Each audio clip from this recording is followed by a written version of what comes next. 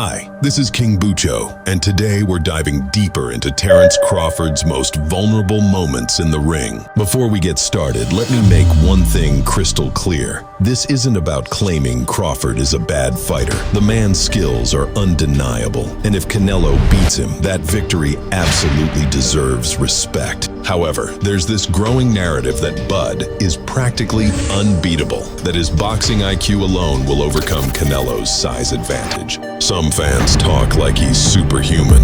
I always said it. I like Crawford. What makes him so special? Oh man, I don't think you got enough time in the interview. A very fast processing mind. He can seem to adjust to anything. Probably can't even explain how he adjusts to everything, but can just adjust to anything in the fight. Better stamina, better conditioning, better feet. He has more dexterity, more agility. He's going to be better in the later rounds. He's a little taller, his arms are longer. I'm going with Terence Crawford. Somebody's got to prove to me that they can break Terence Crawford's will. But the tape doesn't lie. Crawford does get hit. He has struggled. And in this video, we're going to break down exactly when and how those vulnerabilities showed up, because understanding a fighter's weaknesses is just as important as appreciating their strengths. Fasten your seatbelts and let's dive in. By the end of the summer of 2023, Terence Crawford was coming off a career-defining performance, having defeated Errol Spence Jr. to become the undisputed welterweight champion. That win cemented Crawford's place as a pound-for-pound king, with many assuming his move up to 154 would be just another showcase of his brilliance. Bud was ready to claim a title in a fourth weight class. But standing in his way was Israil Madrimov, the undefeated WBA junior middleweight champion who had just violently claimed his title with a fifth-round TKO over Magomed Kurbanov in March 2024. And again, beautiful shot. See the movement off the top. His legs definitely stiffened when he took that shot. Fantastic shot. There Pick it. it Oh! And look at this, Madramov! They're gonna stop it! The performance of a lifetime on his biggest stage! The clash promised fireworks. Some betting odds had Crawford as a 9-1 favorite and Madramov as a 5.5 underdog. On August 3rd, 2024, the stage was set for Terence Crawford's highly anticipated move to 154 pounds.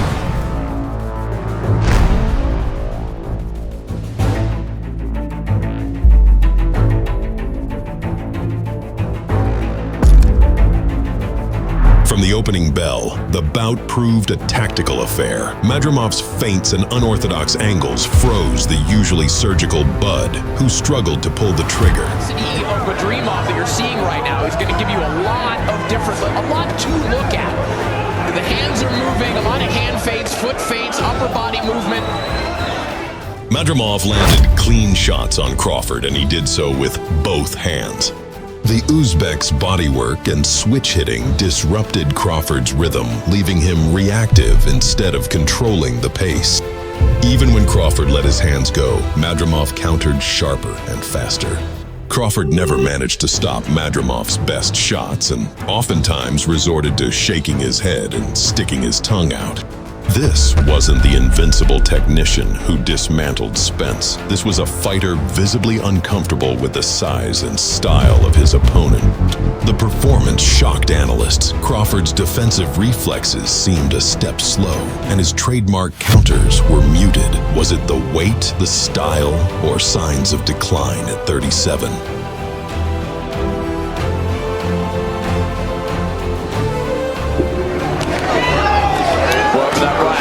Again, three beautiful straight right hands. And if you said this sentence about 2 years ago, you would not believe that it could possibly be true. But Terence Crawford is having a lot more difficulty with Israil Madrimov than he did with Errol Spence Jr. Well, good jab though from Madramov.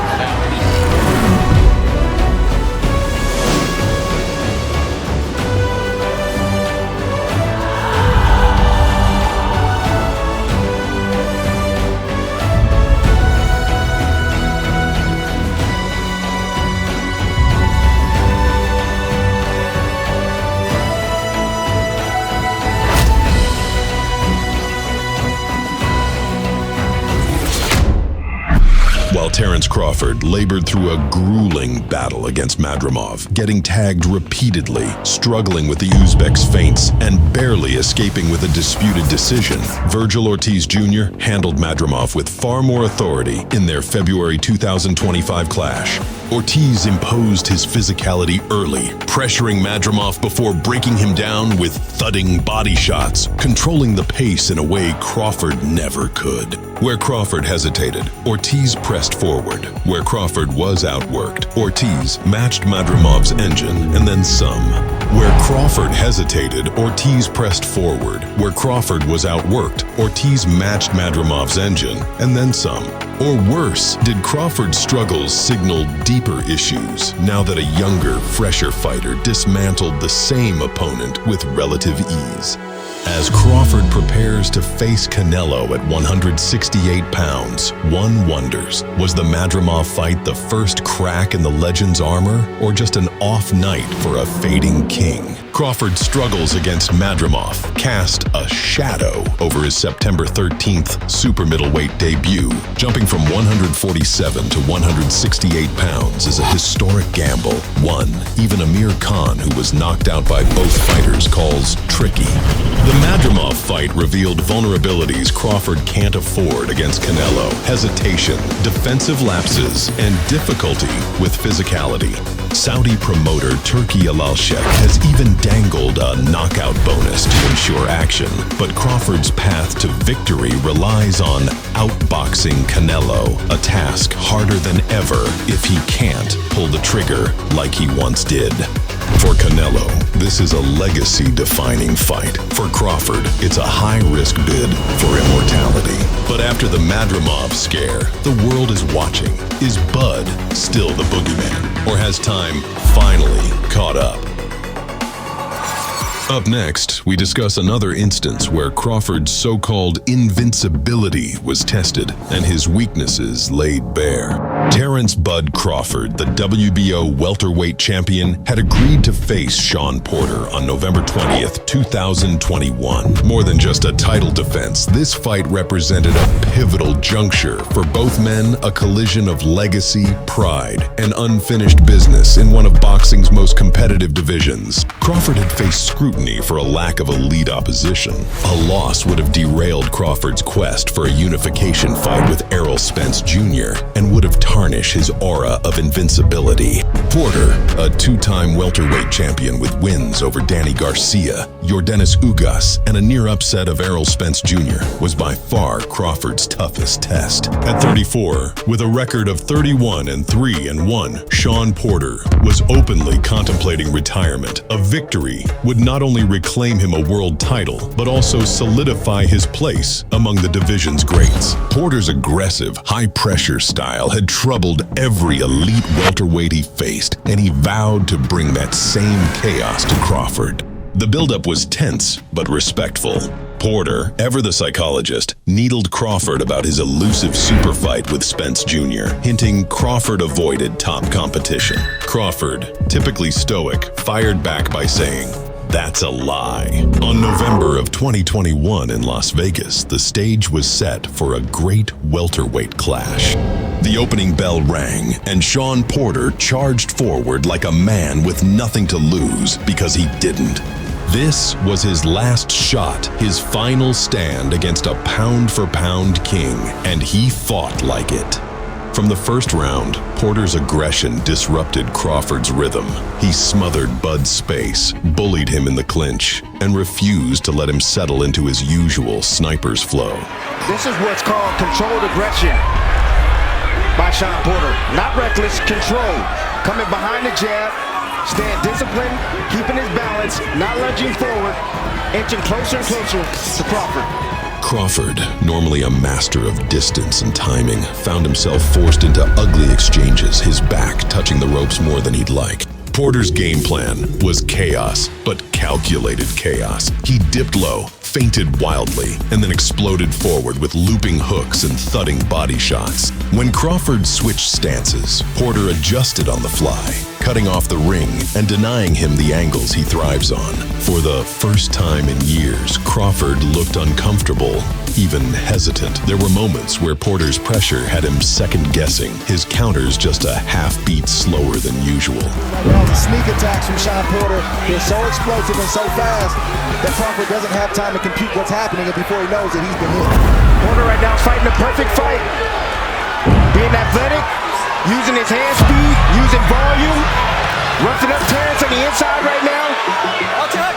It's the patience, the athleticism, and sharpness of Porter that's giving problems to Bud. And to find his footing, timing Porter's lunges with sharp uppercuts and pivoting away to reset. But Porter wouldn't let him breathe. Every time Crawford seemed to take control, Porter would surge back, his relentless work rate keeping the fight competitive. Even when Crawford landed clean, Porter absorbed the shots and kept coming, his chin and willpower refusing to break. It's the patience, the athleticism, and sharpness of Porter that's giving problems to Bud.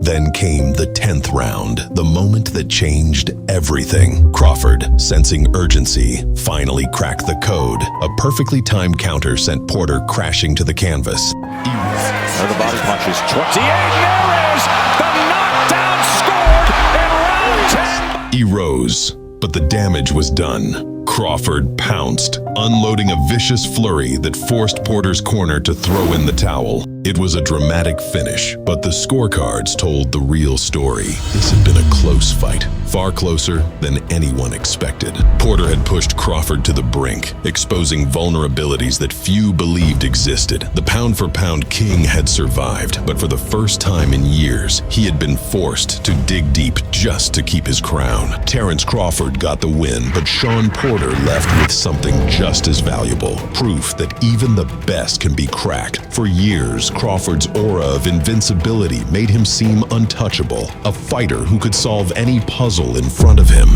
But Porter's relentless pressure, his refusal to fold, and his ability to drag Crawford into deep waters revealed something we hadn't seen before. Crawford's power bailed him out in the end, as it so often has. But what happens when that power isn't enough? What will happen when the opponent is bigger, stronger, and just as skilled? That's the question hanging over Crawford now, as he stares down a super middleweight king like Canelo Alvarez. If Porter, who is a natural welterweight, could push him this far, what happens when the man across the ring hits harder, takes punches better, and never loses his puncher's chance? This fight wasn't just a test, it was a warning. Crawford remains one of the greatest fighters in the world, but Porter showed the blueprint. The question now is whether someone else can follow it all the way to the end. I doubt that Canelo will take the chaotic, pure pressure Shawn Porter approach, but Terence Crawford is definitely not invincible. Canelo might want to take a closer look at the Porter fight. Terence Crawford doesn't get hurt. Terence Crawford doesn't get knocked down. Terence Crawford doesn't struggle. At least, that's what we thought until Egidijus Kavaliauskas showed up and shattered the myth. December 14th, 2019, the night Terence Crawford was supposed to dominate. The night Egidijus Kavaliauskas was supposed to be just another name on the hit list. But inside Madison Square Garden, under those bright lights, something unexpected happened. Egidijus Mean Machine Kavaliauskas wasn't supposed to be a threat, yet for moments in that fight, he made Crawford look human. For all the talk of Crawford's dominance, the reality inside the ring told a different story. I like the patience of Kavaliauskas as well, too. Even though his feet aren't fast, he understands his range and where he needs to be. He's landed some good jabs, and he's in this fight. Terence Crawford pulled straight out, threw a combination, left his head right in the middle, pulled straight back, and was hit with the right hand from Kavaliauskas. Kavaliauskas wasn't intimidated. From the opening bell, he pressed forward, cutting off the ring, refusing to play the role of the passive opponent. His right hand found Crawford's chin repeatedly, not by accident, but by design. In the third round, a clean right hand sent Crawford stumbling. The referee called it a slip, but the replay showed the truth. This was a knockdown. It was absolutely a knockdown, clearly a knockdown.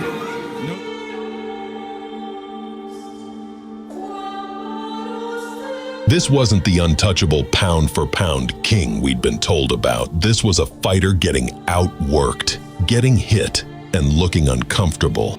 Kavaliauskas kept coming. His punches weren't flashy, but they were effective.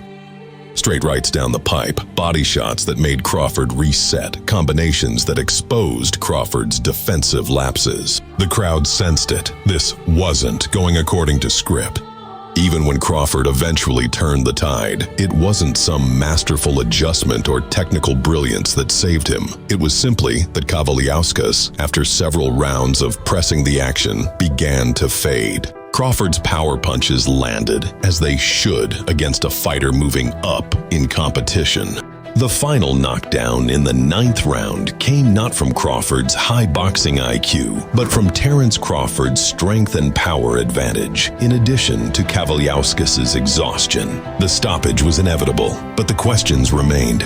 Why did Crawford struggle so much? Why couldn't the pound-for-pound champion control a fighter he was supposed to dominate? Why did Bud lose on many of the exchanges? The truth was clear. On this night, against this opponent, Terence Crawford looked ordinary. So what does this mean for Crawford? If Kavaliauskas, a solid but unspectacular welterweight, could trouble Bud, what happens when he faces someone like Canelo Alvarez? A fighter who's bigger, stronger, and one of the best counterpunchers in boxing. Crawford's slow starts, his occasional recklessness, his susceptibility to right hands, those aren't just weaknesses. They are fight-ending mistakes waiting to happen. If Bud doesn't fix those flaws, the next time he faces an elite puncher, it might not end with a comeback win. It might end with his first loss. Thank you for watching. If you enjoyed this video, please hit the like button and subscribe. Check out our Patreon for more content.